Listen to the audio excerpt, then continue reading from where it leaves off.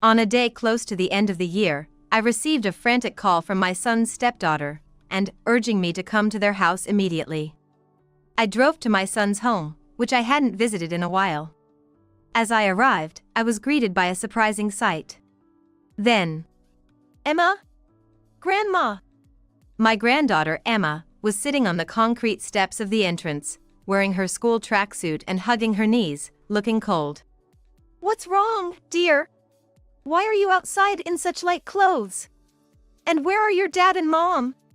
They went on an overseas trip with my sister." "What? Well, never mind that, come to the car. You must be freezing." I quickly ushered Emma into the car.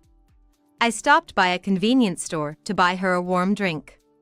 Later, back at my home, I spoke to Anna in more detail and felt a growing anger towards my son and his wife's actions.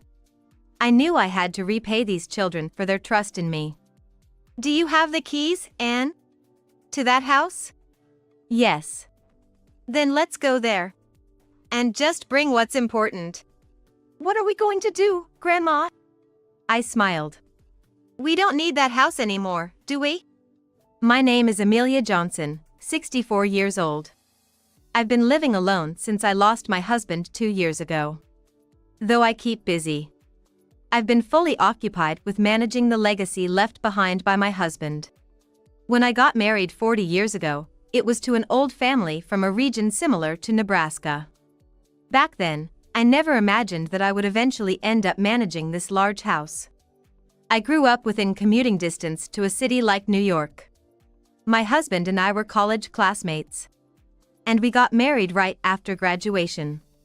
I moved to an unfamiliar rural area, relying solely on my husband. I was shocked to see my husband, who had been just a regular student, suddenly treated as a local dignitary and heir.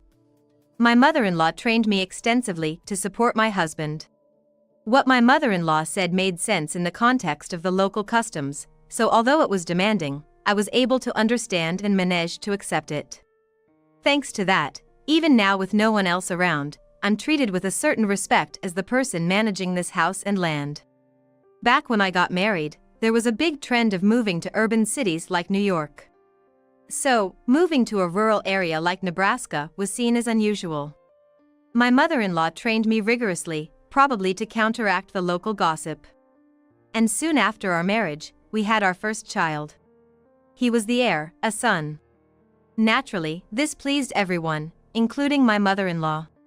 However, after giving birth to him, my health deteriorated, leading to a less active marital life, and as a result, we only had one child. I've often regretted that in hindsight. But now, with my son married, my in-laws and husband passed away, I'm the one managing our home and land. I've been left with enough passive income to maintain the large house and live comfortably. Of course, maintaining it required some knowledge and the use of skilled people. Thanks to my mother-in-law's training and my habit of keeping up with reading since graduating college, I've managed it without being deceived by relatives or associates. Even at my age, there are new things to learn, but it keeps life interesting. There's one main reason I have to manage everything so diligently. That is, my husband willed all his assets to me. Why? It was because of our son, Michael's personality. Normally, the inheritance would be split between me and Michael.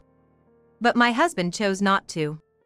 My husband had been saying for years before he passed, "If I leave half to him now, he'll ruin everything. I want you to judge whether Michael changes." Those were my husband's last wishes. Michael, at that time, had just remarried. His wife of over 10 years, Grace, passed away from illness, and within 6 months, he married a woman he'd been seeing. My husband was visibly shocked by the reality of his seemingly successful son, which worsened his health. Michael had been an unproblematic heir until then, married and settled. I do feel that we may have spoiled him, being our only heir. I am too, but with the whole family. He did well academically, attending a decent high school and university within our state, similar to Nebraska. He could have aimed for a university in a big city like New York, but he chose to stay local. After graduating, he worked at a company owned by an acquaintance. And he married a girl from local. At this time, Michael started to say he wants to live an independent life in our own home. We built a house for the young couple on a piece of land we owned. Michael and his wife Grace were very happy together. However, after the birth of their daughter Emma, Grace's health deteriorated. The doctors declared that she couldn't have any more children. I remembered my own experience and did everything I could for Grace. Her mother visited often too.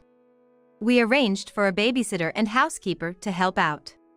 Grace's health seemed to recover for a while. But about 10 years later, cancer was discovered in her body. In hindsight, Grace was an incredibly patient woman. She probably thought she had caused enough worry with her health issues when they first got married. That's why she endured so much at this time. Unfortunately, when the cancer was discovered, it was already too late. As Emma clung to her, Grace passed away at a young age. I was deeply saddened for various reasons. I had come to think of Grace like a daughter. And I loved my granddaughter Emma. Losing her mother was heartbreaking. But there was another significant factor that weighed heavily on my heart. While Grace was receiving end-of-life care, Michael already had an affair. He hardly visited Grace during this time. After Grace passed away, Michael remarried in less than 6 months. His new wife, Sophia, turned out to be a woman from a club Michael used to visit. Shockingly, they had been together for over 5 years already at this time. In the diary Grace left for me, she wrote about the days Michael stopped coming home. Maybe she thought of using this as evidence for a divorce someday. Now that she's gone, we'll never know for sure. Sophia, 2 years older than Michael. She confidently moved into the house we had prepared, bringing her daughter Anne, who was 6 years older than Emma. Of course, I opposed this marriage. Michael betrayed Grace, had a long affair with a woman of the night, barely visited his sick wife, and then quickly remarried. I never imagined my son could be so callous. But Michael brazenly said, "Mom, I married this woman through a match you guys set up. Isn't that enough of a duty for me? Plus, she should also be blamed. She broke her health before even giving us a son to carry on the family name. What's the point of marrying her if she can't even maintain a normal marital life? A wife who can't be active in bed. I need to take care of my sexual urges, or it'll affect my work." I had always thought my son was cold towards Grace. But this was just cruel. I blamed myself. Where did I go wrong in raising Michael to be such a person? Did we spoil him because he was our only son? Well, my husband and I did. But so did everyone else because he was the only son of a distinguished family. But we taught him right from wrong when he was little. My visits to my son's house had been scarce for a while. Partly due to being busy after my husband's passing. We mostly saw each other on holidays like Thanksgiving, Christmas, and New Year's. But neglecting to visit was a mistake. It was a certain day towards the end of the year. Despite being December, the weather was erratic. One day was warm enough to sweat with a little movement, and the next, a cold wind would blow harshly. It was challenging for me, especially at my age. But it was still the end of the year. Busy as usual, dealing with various reports, when suddenly my cell phone rang. Who could it be? An unfamiliar number. But it was my personal phone. It should be limited to those who know the number. I decided to answer. "Excuse me, are you Emma's grandmother?" It was a young woman's voice. "Emma's?" "Yes, that's me." "Who's this?" "I'm sorry to call out of the blue. This is Anne." Sophia's daughter. Why would she be calling me? "I don't have much time, so I'll get straight to the point. Can you come to our house right away?" I wondered where she was calling from, as it sounded noisy in the background. "What? Why? I know it's hard to trust a call from me, but we don't have time. I'll explain later. Please." With that, and hung up. I felt like I'd been hit by a ton of bricks, but luckily, I had a bit of free time. As I stepped outside to rush to my car, a cold, dry wind brushed against my cheeks. Only then did I remember how much colder it was today compared to yesterday. I drove my car and parked it in the driveway of my son's house, a place I hadn't visited in a while. There were 2 cars in the 4-car space. Could Michael and his family be home? With that thought, I got out of the car and headed towards the entrance. And then, "Emma? Grandma!" I hurried over to her. Emma was sitting on the concrete steps of the entrance, wearing her school tracksuit and hugging her knees, looking cold. "What's wrong, dear? Why are you outside in such light clothes? And where are your dad and mom? They went on an overseas trip with my sister." "What?" I felt a sense of unease at her words. "Anyway, come to the car. You must be freezing." I quickly put Emma in the car and stopped at the first convenience store I saw to buy her a warm drink. She seemed really cold. She carefully warmed her hands before slowly opening the lid and drinking. I wanted to ask what happened right away, but for now, driving safely back home was the priority. Once home, I took Emma to the living room. I called the housekeeper to prepare 2 cups of warm tea and some snacks. As soon as we entered the room and Emma felt the warmth, her face relaxed, and I sensed something was terribly wrong. "Are you feeling better?" "Yes." Her response seemed younger than my memories of her. She should be 14. Even when she cried at her mother's sickbed, her wrists seemed fleshier. Wrist, hand. "Emma, what happened to your hands?" Looking closely, I saw terrible chaps on her hands. I remember we all had them as children, but it's rare to see them now. "Oh, this started last year. Does it hurt a lot? Are you applying any cream?" "No, I don't have any cream. Probably from using hot water for washing dishes and laundry." "No housekeeper?" "Dad let her go. He said it's too expensive and told me to do it." "Mom, what about Sophia? She's busy, and Dad doesn't like it when her hands get rough." "And your sister?" "Ms. and is." I stopped her. "Were you told to call her that?" Emma nodded silently. "Dad said to call her Miss, and outside the house. Inside, I call her and I prefer that." "Okay, then call her that." "All right. Also, she's not my mom, Grandma. Dad told me to call her Madam. I don't want to say it, but if I don't, I get hit." Emma said with a bitter smile. What was that about? What had been happening in that house during the days I stayed away? Eventually, while eating half of the cake brought to her, Emma suddenly seemed to remember something. She reached into the pocket of her tracksuit and pulled out a smartphone. It seemed like a cheap model, like a 4th grader would carry. Emma operates it and types a message to someone. "What are you doing?" "I was told by Ann to message her when you arrived." "That girl." "Yes. And Ann's the one who bought me this phone." "What about your previous one?" "After Dad remarried, Sophia said it was too early for me to have one and took it away." Sophia. That must be about Sophia. Didn't your dad say anything? Emma shrugged her shoulders and grimaced. Dad doesn't know anything about me. I was cut off from my friends for a while until my sister bought me this phone. She apologized that it wasn't the latest model and told me to keep it hidden. Keep it hidden? From whom? Of course, from Sophia, who took the other one away. Oh, Grandma. And just replied that she's on her way here from the airport. I thought she went on an overseas trip with him. She pretended to go but said she'd come back and wait for us. She said she'd find a way to leave. What was going on between these two? All I could do at that moment was wait. 3 hours later, after taking trains and buses, and arrived at my house. It's a regional city. It takes a while even if you're coming straight from the nearest airport. Ma'am, sorry to call you so suddenly and for making you pick up Emma right away. Thank you. And said, bowing deeply.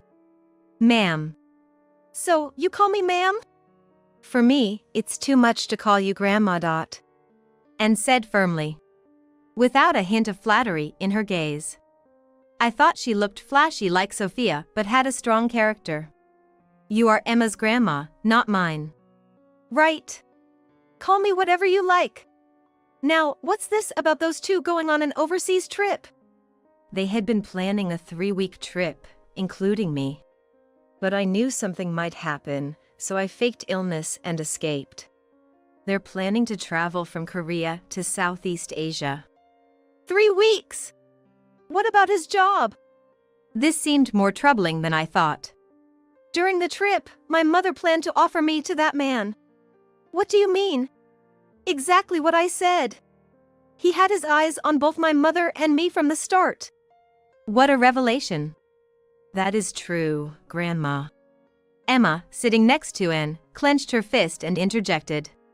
I've seen Anne being persistently asked by Dad to join him after I finished cleaning the bathroom.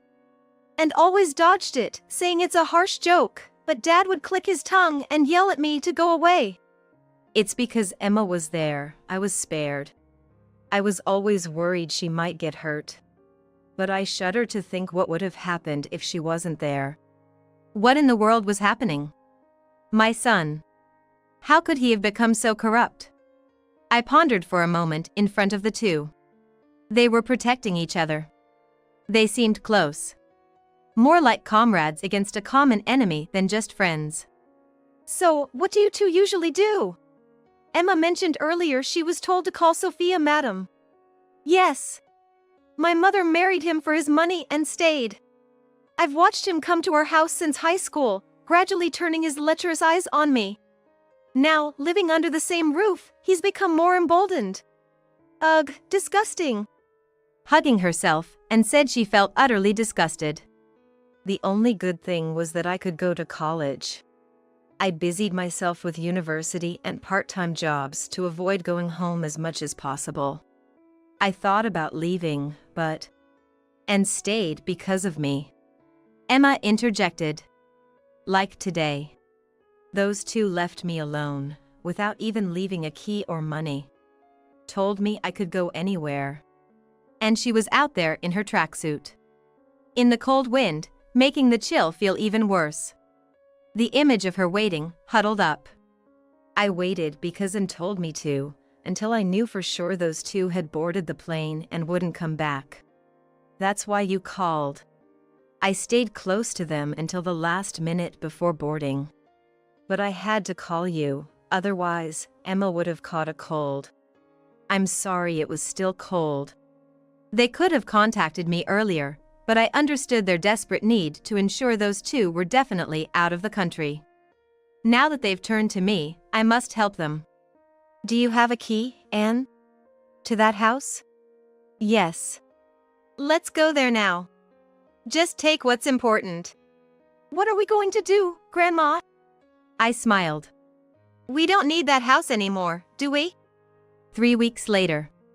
When life had returned to normal, 2 people arrived at my house, suitcases in tow, yelling. Mom! What the hell was that all about? Michael burst out as soon as they walked in. It seemed they'd gone straight to their house. And they found it. The place was empty, nothing left.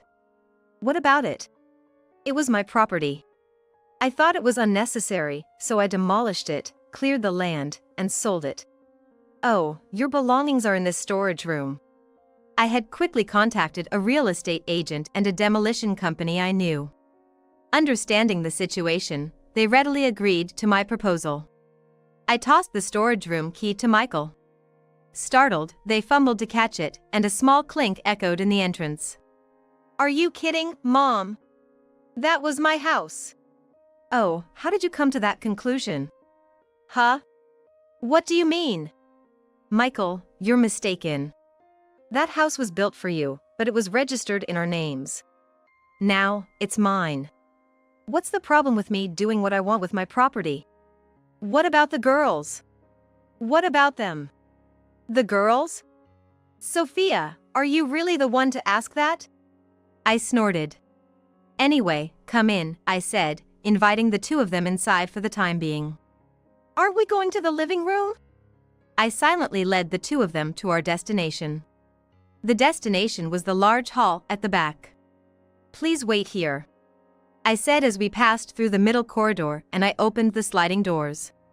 There, a group of about 10 people were waiting. But the first thing that caught Michael and Sophia's eyes was Emma? Anne? The two were sitting side by side at the top seat. My grandchildren were sitting side by side next to the seat where I was about to sit. Anne, why did you ignore my calls? Emma, you told Mom, didn't you? When did you get so cunning? Their faces red with anger, they tried to approach the granddaughters, but the household staff who were waiting held them back and made them sit opposite us. Still breathing heavily, Michael and Sophia seemed unaware of the people gathered around them. Now that everyone's here, I announced, looking around at everyone. Let's begin. Please go ahead, I said. Thank you. Hello, Michael, welcome back from your long vacation. But I'm afraid there's no job for you anymore. Startled, Michael turned to his left. My boss. His immediate superior spoke with a calm voice but unsmiling eyes. Honestly, I never expected you to take a 3-week vacation just like that. I thought you would have stopped such bad habits by now. At the low, authoritative voice, Michael visibly flinched. He was always arrogant with subordinates but weak with superiors.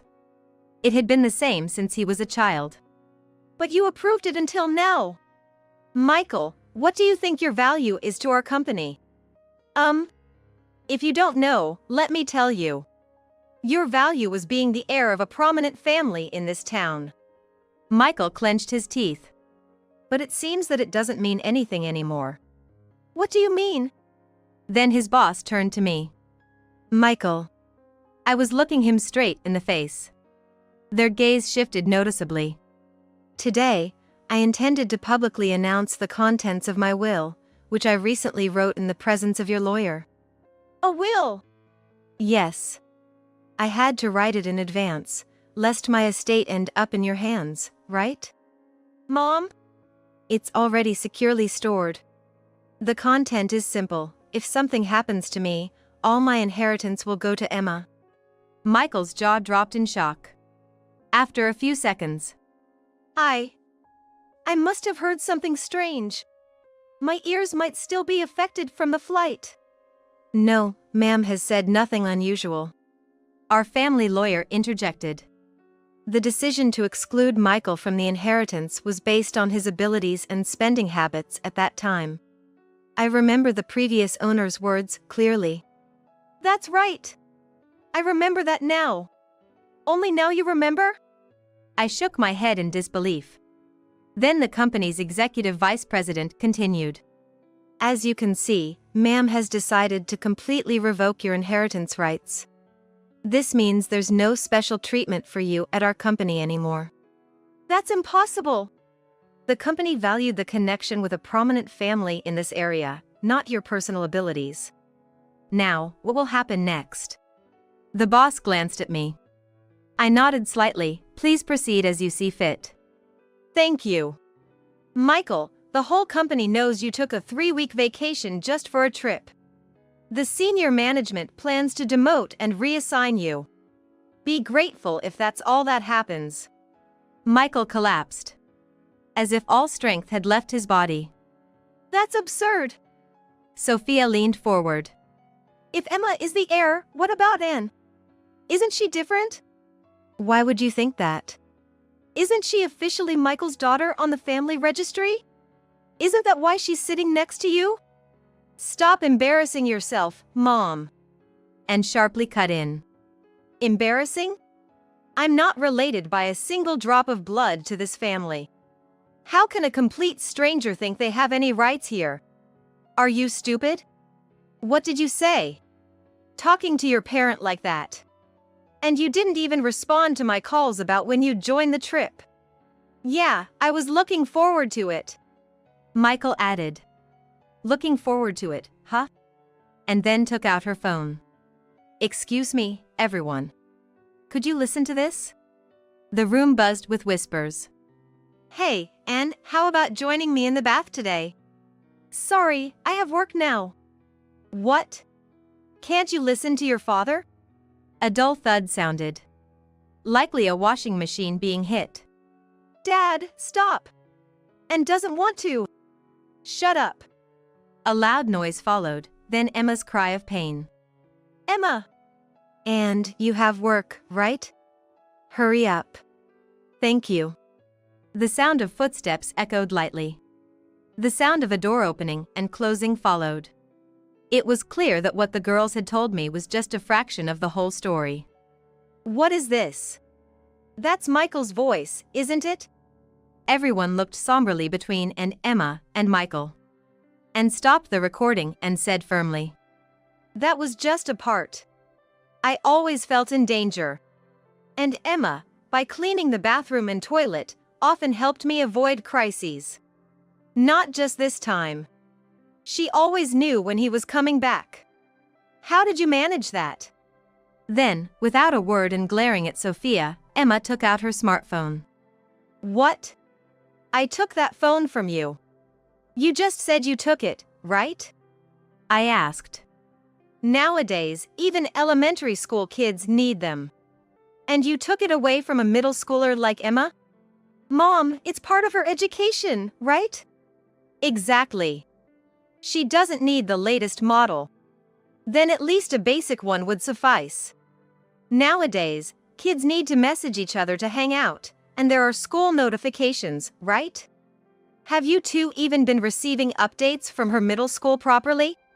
What? I'm busy. I don't have time for her school events. Busy with what? Anne chuckled. What's that supposed to mean, Anne? Mocking your parent like that. Your busy is still about deceiving men, isn't it? What? And Michael's gaze shifted to her. Mr. Lewis, please come in. And raised her voice. The sliding doors opened, and a man slightly younger than Michael and his wife, accompanied by another man in a suit, entered. Eh? Sophia's expression changed dramatically. Long time no see, Sophia. I never thought you'd be able to enter such a place. You caused me to lose everything. No, why are you here? Let me introduce everyone. This is Mr. Lewis, one of the victims Sophia swindled money from, and announced. Oh, and are there more victims? I asked Anne. Yes. She's always been playing men. This man suffered the most, even though he was the most decent. Mr. Lewis, please tell everyone about her. What exactly did Sophia do to you, Mr. Lewis? Marriage fraud and theft. He replied, causing a stir among those present. What are you talking about? You gave me that money willingly. I was led to believe we were going to start a business together. Mr. Lewis glared at Sophia straight on, his gaze filled with loathing. She asked for a cash deposit for a property we were interested in, so I withdrew all my savings and gave it to her. The next day, she disappeared. Do you have any proof? And operated her phone and played another audio clip. Let's go. Why so sudden? Got a hefty sum from Lewis, so let's head to another town. Bang. Sophia slammed the table. How could you record that? Of course, I've been preparing to bring you down to hell. How can you say that to your mother? Mother? The woman who hit me and starved me for saying men were making passes at me? Even this trip, you plan to hand me over to your husband. I'm your mother. I can do whatever I want. Yeah, child abuse isn't in your dictionary, is it? Then the man standing behind Mr. Lewis stood up. So, we need to hear more from you. He pulled out a police badge. Sophia gasped in shock and leaped back. Why are the police here? You're really foolish. Mr. Lewis is pressing charges for fraud and theft. Isn't that right? Yes, and contacted me to arrange this meeting. Sophia, you should give up already. I'll testify in detail about the fraud, theft, and child abuse against me. There are things I haven't even mentioned here. Emma swallowed audibly. That's why Anne was determined to not let Emma suffer the same fate. I'll testify about everything that was done to me. Oh, I hate to even remember, but if it'll put you behind bars, it'll be worth it. Anne's strength impressed me. My son turned out to be a despicable man, ensnared by a terrible woman, but meeting and was a blessing. Eventually, Michael and Sophia got divorced. It turned out that when the money ran out, so did their relationship. Michael and Sophia exchanged harsh words when they met at the police station. Sophia's extensive criminal activities were uncovered thanks to Anne's diligent collection of audio and photo evidence. Even the child abuse Anne endured was more horrific than expected, as the police informed me. Hearing this, I decided to do whatever I could for Anne. However, she insisted on only needing help finding a job after graduation. So, I planned to arrange an exceptional job for her. As for Michael, he was demoted and transferred to a branch office in another county, as the executive vice president had said. Yes, he was transferred to a branch office outside the county. Moreover, his position was downgraded to branch manager. Apparently, demoting him to an ordinary employee was too difficult. Thus, they assigned him to a position where he could cause the least harm, in a location outside the county where he had never been before. Ultimately, it was our overprotection in this land that led to my son's downfall. As a mother, all I can hope for is that he becomes somewhat decent in the outside world. Though I don't have high expectations. As for us, the sound of children's voices filled our large house every day. Now, Emma, her stepsister, and I live here. The job I arranged for and was to work as an assistant alongside Emma, who will inherit this house in the future. And agreed to this. If you need me, I will obtain whatever qualifications are necessary. With a strong person like her by Emma's side, I am confident about her future.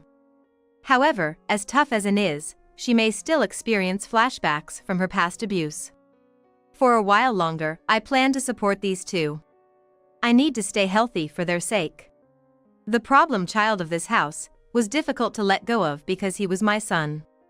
And then there was Sophia, who was like a parasite. I will ensure these girls, who bravely eliminated these problems from our lives, enjoy a happy and age-appropriate life from now on.